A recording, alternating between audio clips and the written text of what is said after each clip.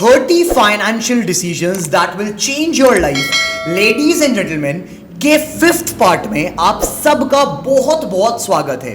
First of all जो मेरे existing viewers हैं, I would like to thank you all इतना सपोर्ट और इतना प्यार देने के लिए। पहले के पहले 4 पार्ट्स को they have been super hit, I thank you all. और सेकेंडली जो मेरे फर्स्ट टाइम व्यूअर्स हैं जो इस वीडियो को पहली बार देख रहे हैं, हम बेसिकली इस सीरीज में 30 फाइनेंशियल डिसीजंस को कवर कर रहे हैं जो आपकी लाइफ में बहुत इंपॉर्टेंट डिसीजंस रहेंगे। प्रॉब्लम क्या है, मैंने आपको ये पहले से बताया था। प्रॉब्लम ये है कि हम सबको ये तो पता है कि हमारी लाइफ में हम सबको बहुत सारा पैसा कमाना है, बहुत स्टेबल होना है, इंडिया के टॉप 1% में जाना है, और हमें अपनी लाइफ में बहुत सारे डिसीजंस लेने हैं, जैसे इंश्योरेंस करवाना है, गोल्ड खरीदना है, होम लोन लेना है, कार लोन लेना है, कल को जाकर एफडी करानी है, म्यूचुअल फंड्स कराने हैं, एसआईपी स्टार्ट करनी है, स्टॉक मार्केट में पैसा लगाना है, सेविंग्स अकाउंट खुलवाना है, करंट अकाउंट खुलवाना है, आईटीआर फाइल करनी है, टैक्स बचाना है। हम सबको इतनी सारी बातें पता है, पर प्रॉब्लम पता है क्या है? प्रॉब्लम है फाइनेंशियल एजुकेशन नहीं है। हमें यह नहीं बताया गया आज तक कि कौन सी एज में हमें कौन सा डिसीजन लेना है, और इसी प्रॉब्लम को आज मैं यहां पर सॉल्व कर रहा हूं इतने सारे एफर्ट्स लगाकर। और करते करते आज हम इस सीरीज के 5वें पार्ट पर आ चुके हैं। बेसिकली हमने ये सीरीज पहली वीडियो जो स्टार्ट करी थी वो एक ऐसे इंसान से स्टार्ट करी थी जो अभी अभी 18 साल का हुआ है, और मैंने आपको 3 डिसीजंस के बारे में बताया था पार्ट 1 में कि अगर आप 18 के हुए हो जस्ट अभी अभी, तो ये 3 डिसीजंस आपको लेने हैं। जिन लोगों ने वो पार्ट 1 नहीं देखा, डिस्क्रिप्शन में सबसे टॉप पर आपको पार्ट 1 का लिंक मिल जाएगा।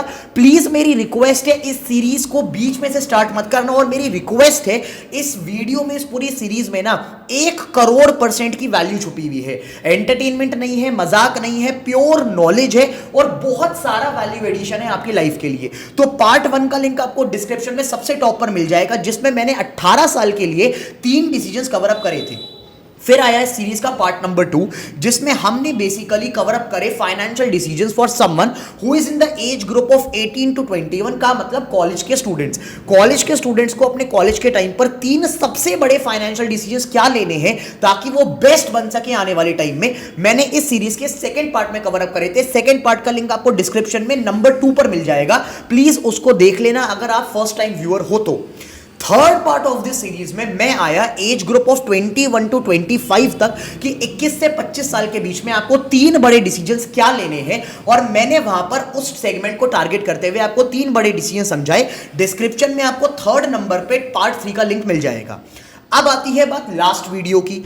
चौथे पार्ट में मैंने आपको बताया था कि लेडीज एंड जेंटलमैन, कुछ डिसीजंस अब ऐसे हैं जो एज ग्रुप के ऊपर डिपेंडेंट है कि आप में से कुछ लोग वो जल्दी ले लेंगे, कुछ लोग वो थोड़े देर से लेंगे। मैक्रो जो एज ग्रुप रहेगा वो रहेगा 21 से 30 साल। तो मेरी जो लास्ट वीडियो थी वो बेसिकली 21 से 30 ईयर्स ओल्ड के लिए थी कि अगर आप इस एज ग्रुप में हो तो आपको क्या क्या बड़े फाइनेंशियल डिसीजंस लेने हैं। और क्योंकि अब जो है वो मैटर्स थोड़े सीरियस हो चुके थे, बड़े हो चुके थे, तो लास्ट वीडियो में हमने सिर्फ 2 डिसीजंस कवर अप करे कि अगर आप 21 से 30 के बीच में हो तो सबसे पहले आप ये 2 डिसीजंस लेके अपनी लाइफ को आगे बढ़ाओ। अब यहां पर लेडीज एंड जेंटलमैन, इस सीरीज में अभी तक हम 11 डिसीजंस कवर अप कर चुके हैं और 4 पार्ट्स हो चुके हैं। आज की वीडियो आपका 5th पार्ट रहने वाला है।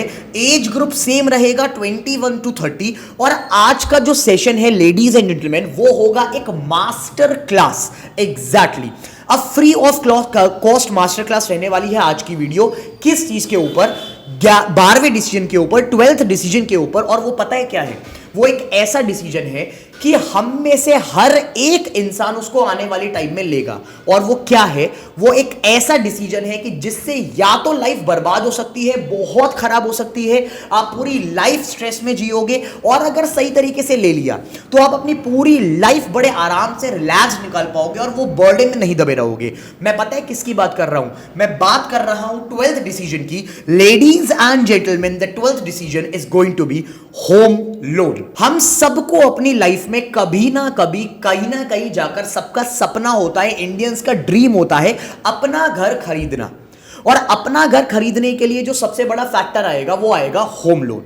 तो आज का सेशन एक मास्टर क्लास होने वाली है होम लोन के रिगार्डिंग। अगर आपने आज की पूरी वीडियो देख ली, मैं आपको लिख के दे सकता हूं कि आपको कहीं और जाने की, कोई और कंटेंट देखने की जरूरत नहीं पड़ेगी। Every question that you have in your head मैं आपको आज आंसर करने वाला हूं और बेस्ट फाइनेंशियल एडवाइस देने वाला हूं कि कैसे करना है, क्या करना है, कब करना है। Ladies and gentleman, decision number 12, home loan. Let's start. ये वीडियो लंबी रहने वाली है क्योंकि आपको पता है फैक्टर बहुत बड़ा है, तो मुझे समझाने में, सारे पॉइंट्स को कवर करने में टाइम लगेगा।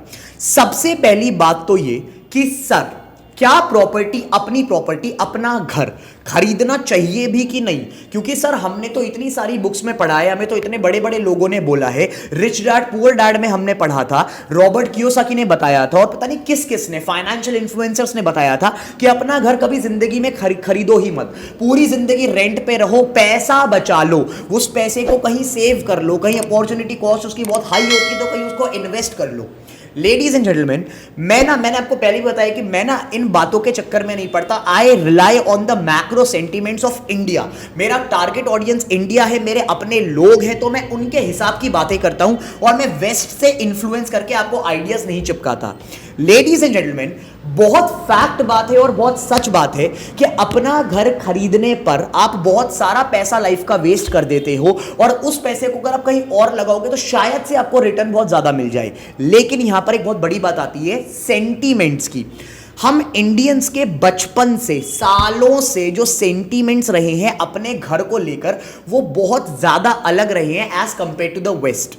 हमारे लिए अपना घर अपने लाइफ की शायद से सबसे बड़ी चीज होती है, आपके लिए भी शायद से सबसे बड़ी चीज होगी। और जो लोग इस टाइम पर रेंट पे रह रहे हैं ना, वो शायद से मेरे साथ बहुत ज्यादा रिलेट कर पाए कि अपना घर होने की सेटिस्फैक्शन लेवल एक अलग होती है कि आपको कोई टोका टाकी नहीं होगी, कभी आपका लैंडलॉर्ड आपको कुछ आकर चिक चिक पिक पिक नहीं करेगा।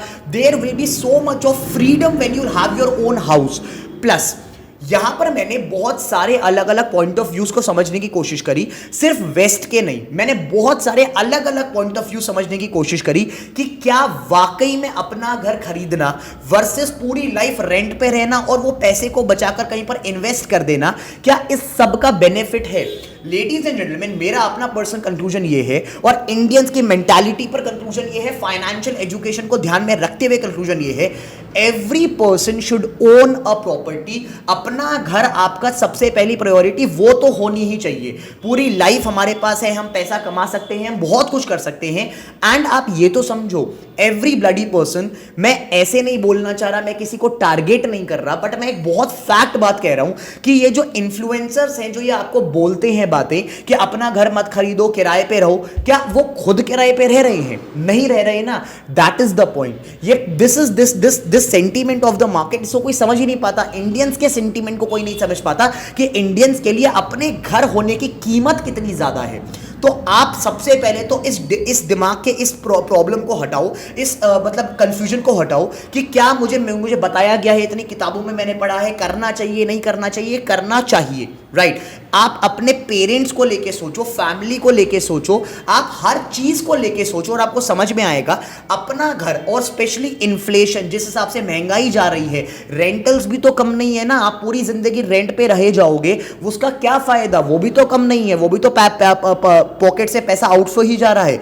The point is, after considering every piece of information there is, I have arrived at this conclusion, और ये मेरी पर्सनल एक्सपीरियंस रहा है कि अपना घर होना चाहिए। और इस चीज को आप जितना, ये आपके ऊपर है एज पर योर जर्नी कि 21 से 30 के बीच में कब लेते हो। लेकिन मेरा सजेशन ये है कि 21 से 30 के बीच में ये डिसीजन ले लेना। अब आज की वीडियो में इसके बारे में बड़ी डिटेल में बात करने वाले हैं। Let's start. So ladies and gentleman, a master class on home loan. सबसे पहली बात जो बेसिकली आपको ध्यान रखनी है अपनी लाइफ में प्रॉपर्टी परचेस करते हुए, अपना घर परचेस करते हुए, वो बेसिकली ये है। Now there is this very big point of confusion कि सर, फॉर एग्जांपल के तरीके से समझाता हूं मैं, एग्जांपल लेके समझाता हूं मैं कि अगर मेरे पास, बहुत ध्यान से इन मैटर्स को समझना, बहुत बड़ा डिसीजन है लाइफ का, ठीक है, कि अगर मेरे पास बैंक में सिर्फ 1-2 लाख रुपए पड़े हुए हैं, क्या मैं अपना घर खरीदूं इस टाइम पर? मेरा आंसर होगा बिल्कुल भी नहीं।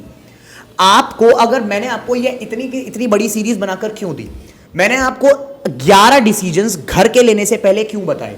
मैं चाहता तो मैं होम लोन को सबसे पहले रख सकता था, लेकिन मैंने नहीं रखा। मैंने आपका इमरजेंसी फंड बिल्ड करवाया, मैंने आपके एफडी में पैसा रखवाया, मैंने आपका गोल्ड परचेस करवाया, मैंने आपको इतनी सारी बातें बताई इस डिसीजन से आने से पहले। इसका मतलब पता है क्या है? इसका मतलब यह है कि आपके पास बाकी सारी चीजें फिगर्ड आउट होनी चाहिए before you enter into the home loan part. Why? Lot of people commit this mistake कि उनके पास लिक्विडिटी उस टाइम पर उतनी अवेलेबल नहीं होती, लिक्विड कैश उतना ज्यादा अवेलेबल नहीं होता और वो एक घर परचेस कर लेते हैं। होता क्या है, डाउन पेमेंट में बहुत सारा लिक्विड पैसा चला जाता है तो बैंक में पैसा बचता ही नहीं। कल को कुछ इमरजेंसी आ गई या कुछ भी आ गया, ये सारी बातें मैंने पहले कवर अप करी हुई हैं, तो क्या करोगे उस टाइम पर? आप मुझे ये बताओ, क्या आप अपनी प्रॉपर्टी बेचते हुए फिरोगे? क्या आपको रात के 12 बजे अगर किसी को हॉस्पिटल में एडमिट करना है और बिल्स पे करने हैं, will you sell your property at that point of time? You cannot, right? That is why I kept the building of an emergency fund before home loans. आप ये ध्यान रखो, मैं तभी कह रहा हूं आपसे कि आप पहले की सारी वीडियोस देखो एक बार जाकर और तब आप 12वें डिसीजन पे अराइव हो। आपके पास before taking a home loan बाकी 11 डिसीजंस फिगर्ड आउट होने चाहिए। का मतलब ये कि आपके पास बैंक में लिक्विड इमरजेंसी फंड अवेलेबल होना चाहिए before you step into the home loan part. आपके पास कुछ सेविंग्स और कुछ इन्वेस्टमेंट्स होनी चाहिए in terms of your SIPs that are going on in the stock market, in mutual funds, in terms of gold that you have bought, in terms of the money that is kept in the FD और उससे interest income आ रही है, वो बहुत ज्यादा जरूरी है, भी आऊंगा मैं उस बात पर। तो ये सारी बातें आपकी फिगर्ड आउट होनी चाहिए before you enter into the home loan part. तो मैं सबसे पहला एडवाइस ये दूंगा कि आप अगर नए अभी आए हैं तो इमीडिएटली होम लोन मत लो। अगर नौकरी अभी अभी लगी है तो पहले अपना इमरजेंसी फंड बिल्ड करो। मैंने जो 11 डिसीजंस पहले कवर अप करे हैं उनको देखो, पहले उन 11 डिसीजंस को पूरा करो, तब आप अपने 12वें डिसीजन पे जाना। नहीं तो आप लाइफ में इतनी मुश्किल में फंस जाओगे, पैसा पास में नहीं होगा, स्ट्रेस बिल्ड होता जाएगा, EMIs बंद जाएंगी, पैसिव इनकम कोई आ नहीं रही होगी, हर महीने सैलरी से वो EMI चुकानी पड़ेगी और लाइफ पूरी लाइफ 20 साल का home loan, 20 years of your life will and in suffering. So please home loan तभी लेना जब आपके पास एक इमरजेंसी फंड बिल्डअप हो रखा हो, सेविंग्स हो, इन्वेस्टमेंट हो, पैसिव इनकम आ रही हो जो कि आपकी EMIs कवर अप कर ले, जिसके बारे में मैं आगे बात करूंगा। Pointer number 2, interest rates. Now ladies and gentlemen, this is a very major part for those of you who are planning to take a home loan. Market में बहुत सारे बैंक्स हैं और मार्केट में बहुत सारी NBFCs हैं जो कि बेसिकली होम लोन देती हैं। बैंक्स भी देते हैं और नॉन बैंकिंग फाइनेंशियल कॉर्पोरेशंस भी देती हैं, फॉर एग्जांपल टाटा कैपिटल जो कि होम लोन्स के सेगमेंट में ऑपरेट करते हैं। अब यहां पर मैं आपको पहले ही कुछ बातें एस्टैब्लिश करके बता देता हूं। बैंक्स बेसिकली आपको होम लोन तब देंगे जब आपकी प्रॉपर्टी के डॉक्यूमेंट्स बहुत ज़्यादा वेरीफाइड हैं। प्रॉपर्टी के डॉक्यूमेंट्स में बहुत सारी बातें आती हैं, जब आप उस सेगमेंट पे एंटर करोगे आपको चलेगा पता। प्रॉपर्टी के डॉक्यूमेंट्स अगर आपके पास सारे के सारे हैं, वैलिड हैं और आप बेसिकली बैंक को प्रेजेंट कर सकते हो अपने प्रॉपर्टी की वेरीफाइड डिटेल्स, तो आपको बैंक लोन दे देगा। और बहुत सारे बैंक्स हैं मार्केट में, अभी बात करेंगे उसके बारे में। लेकिन अगर आपके पास प्रॉपर्टी के डॉक्यूमेंट्स में कुछ प्रॉब्लम है तो बैंक्स शायद से आपका हाथ खड़ा कर दे, बैंक्स अपने हाथ खड़े कर दे कि हम आपको होम लोन नहीं देंगे। In that case you can approach a non banking financial company. बहुत सारी कंपनीज है मार्केट में जो कि इस सेगमेंट में ऑपरेट करती हैं कि अगर डॉक्यूमेंट्स पूरे नहीं है तो भी लोन मिल जाएगा, लेकिन आप NBFCs को अप्रोच करोगे तो ज्यादा बेटर होगा। अब यहां पर बात आती है इंटरेस्ट रेट्स की। Ladies and gentleman, let me tell you this thing, NBFCs का जो इंटरेस्ट रेट है होम लोन का वो थोड़ा सा ज्यादा है।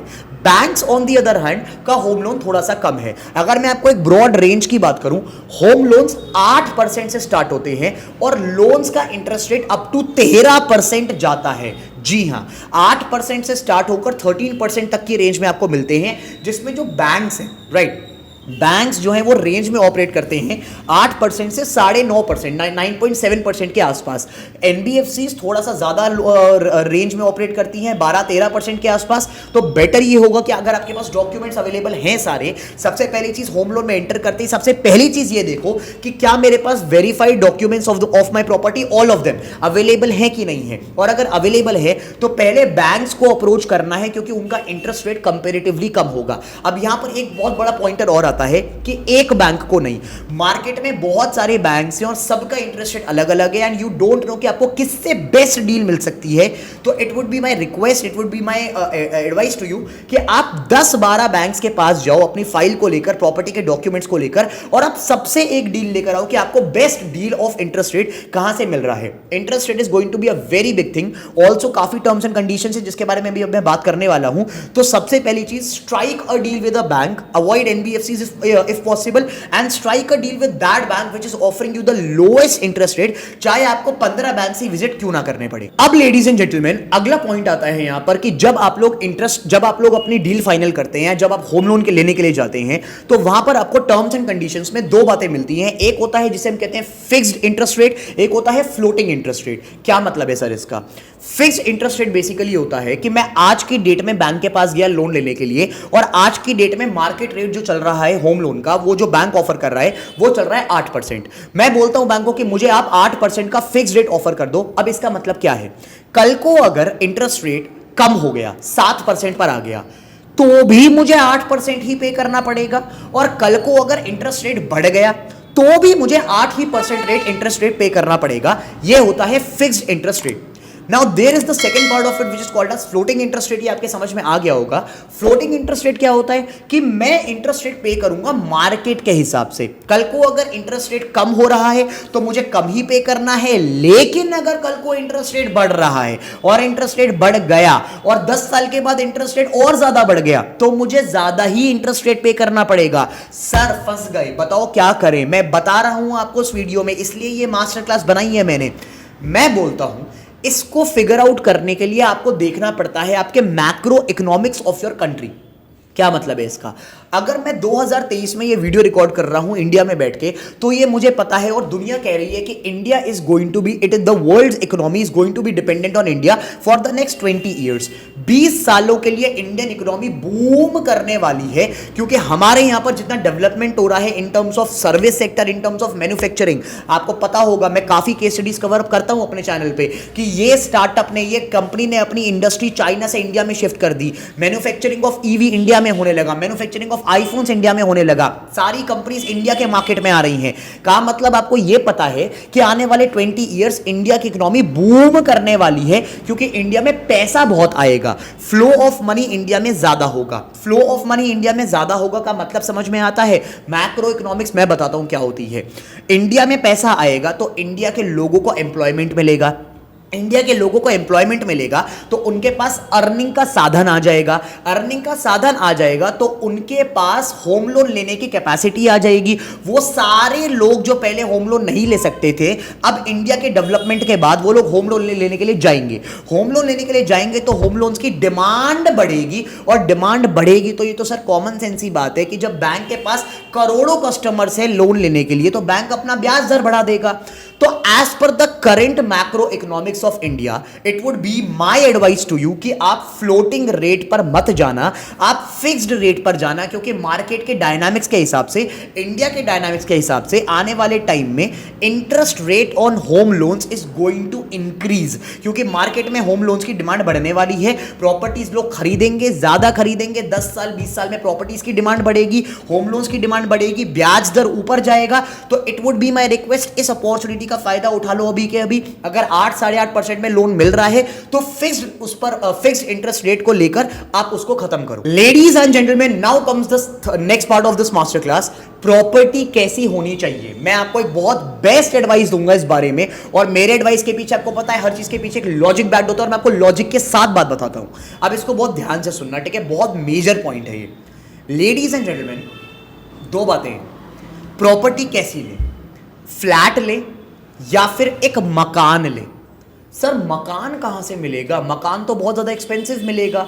तो सर अगर मकान लेने का बोल रहे हो तो हमें थोड़ी सी साइड प्रॉपर्टी में लेना पड़ेगा मकान, हमें थोड़े से प्राइम लोकेशन में ना होकर हमें थोड़े से बेकार लोकेशन में लेना पड़ेगा। आपको अगर आपका 50 लाख का बजट है तो 50 लाख के बजट में फ्लैट लेना तो आसान काम है, लेकिन 50 लाख के बजट में मकान कहां से मिलेगा, जमीन कहां से मिलेगी, लैंड की ओनरशिप कहां से मिलेगी? अब मेरा ना इसके ऊपर एक बहुत बड़ा पॉइंट है, इसको समझना, इसको इकोनॉमिक्स के तरीके से ही समझाता हूं मैं आपको, ध्यान से सुनना इसको, ठीक है?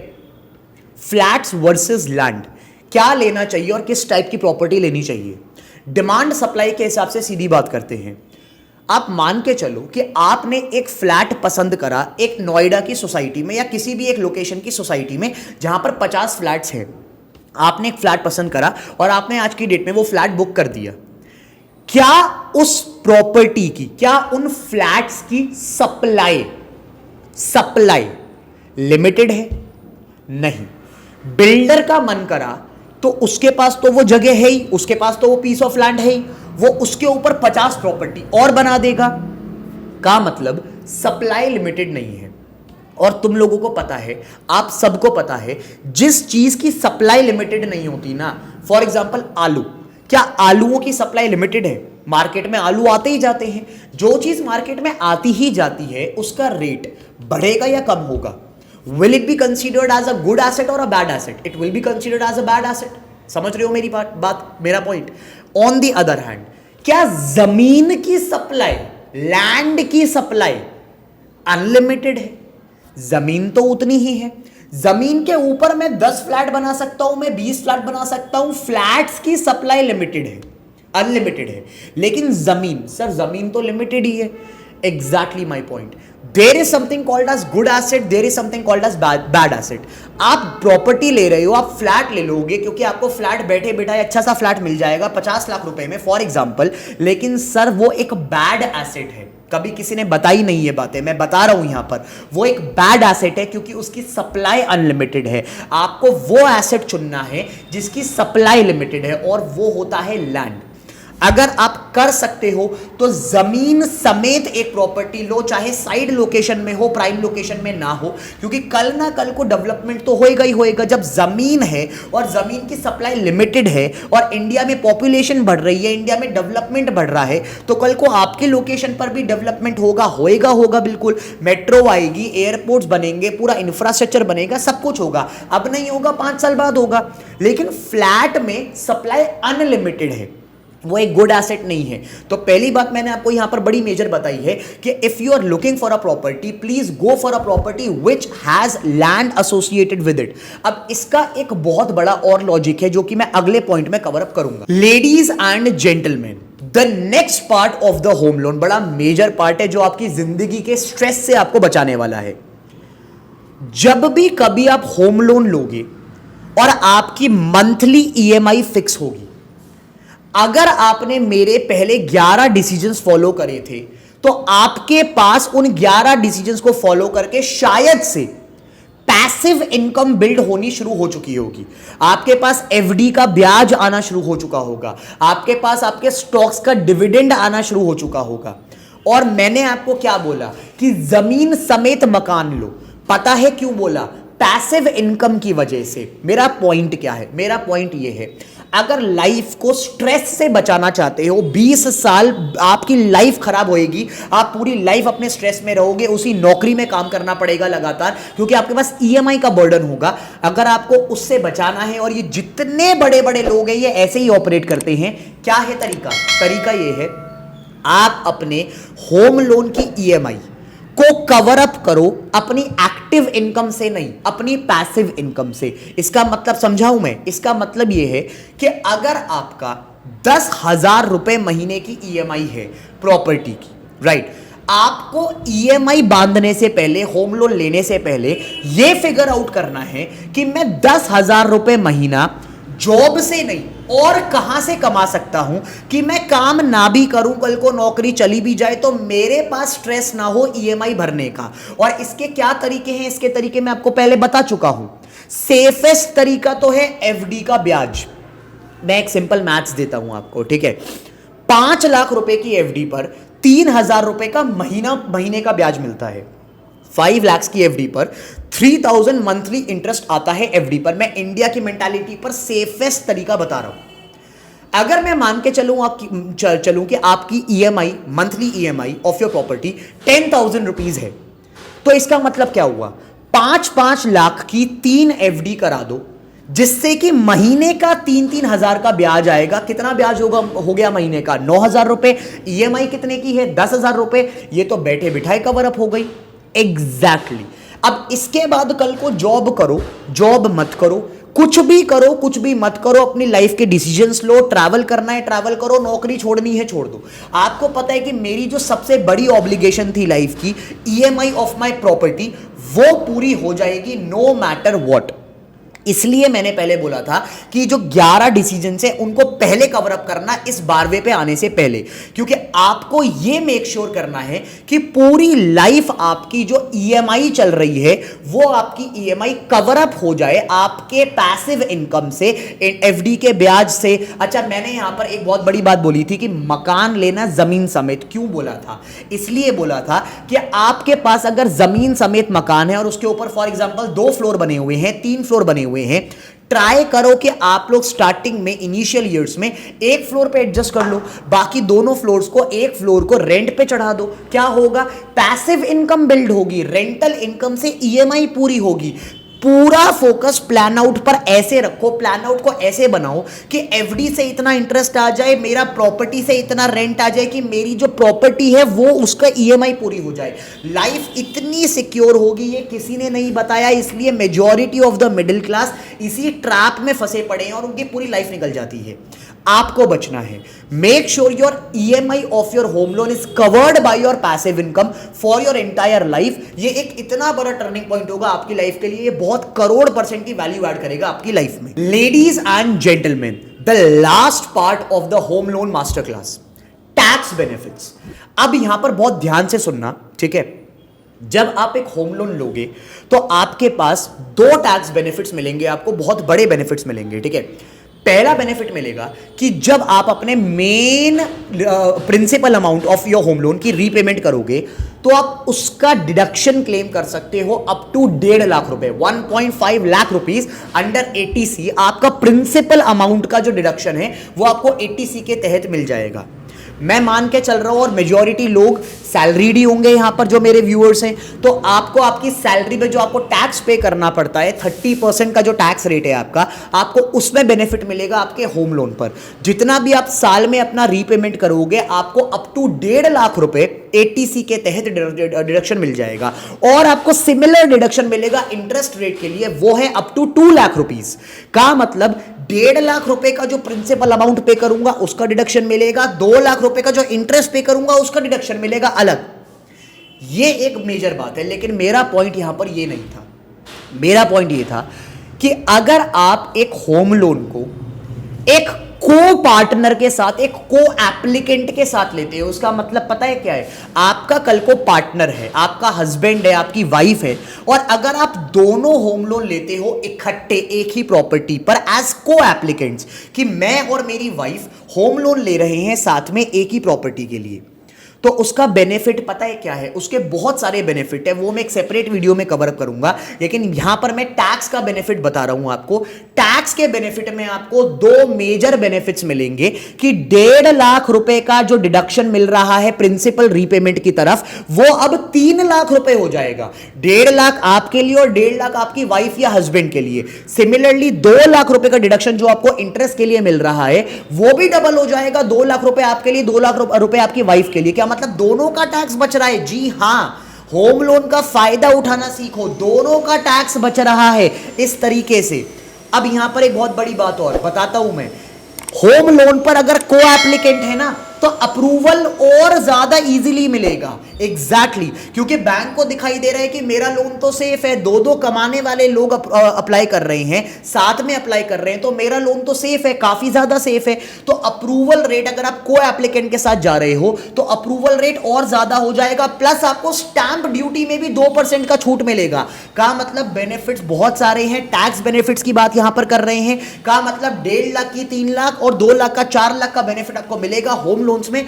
अगर आप सैलरीड हैं तो आपको इतना बेनिफिट मिलेगा अपने टैक्स में due to this home loan, तो आपको इसका फायदा भी उठाना। Ladies and gentleman, this was your decision number 12, a major decision of your life. और जितनी बातें हो सकती थी बड़ी बड़ी वाली सारी कवर अप करके दे दी। आधे घंटे की वीडियो जरूर बन गई है, बट आपको पता है इसकी वैल्यू क्या है, आपको पता है इसकी वैल्यू क्या है, राइट? आपका प्यार, आपका इतना सपोर्ट दिखाई दे रहा है कि इसकी वैल्यू क्या है, आपको कितना बेनिफिट मिल रहा है। That is what is giving me the energy to deliver this for लगातार 30 minutes. Ladies and gentleman, video पसंद आई तो प्लीज इसको लाइक कर देना, ये वीडियो यूट्यूब ताकि और लोगों तक पहुंचाए, हमारे प्यारे इंडियंस लिटरेट हो सके इन सारी चीजों के बारे में। कमेंट करके अपने इनसाइट्स दे दो, अगर कुछ भी अच्छा लग रहा है और कुछ भी बुरा लग रहा है या कुछ वैल्यू ऐड करना चाहते हो तो हमारी कम्युनिटी को कमेंट करके बताओ। Do like the video, subscribe to the channel, press the bell icon, ताकि आने वाले 18 और डिसीजंस हैं, 30 डिसीजंस हैं, अभी तो 12वें पे पहुंचे और इतनी लाइफ बदल दी मैंने, तो अभी 18 डिसीजंस और हैं। Subscribe to the channel, press the bell icon, ताकि आने वाले सारी वीडियोस की नोटिफिकेशन मिल जाए। This was Shaurya Kaushik with the 12th decision with the 5th part of the video, home loan master class. ये वीडियो को यहां पर रैप अप करते हैं, मिलेंगे आपसे एक नेक्स्ट वीडियो में। Till then take care, this was Shaurya Kaushik signing off, bye bye.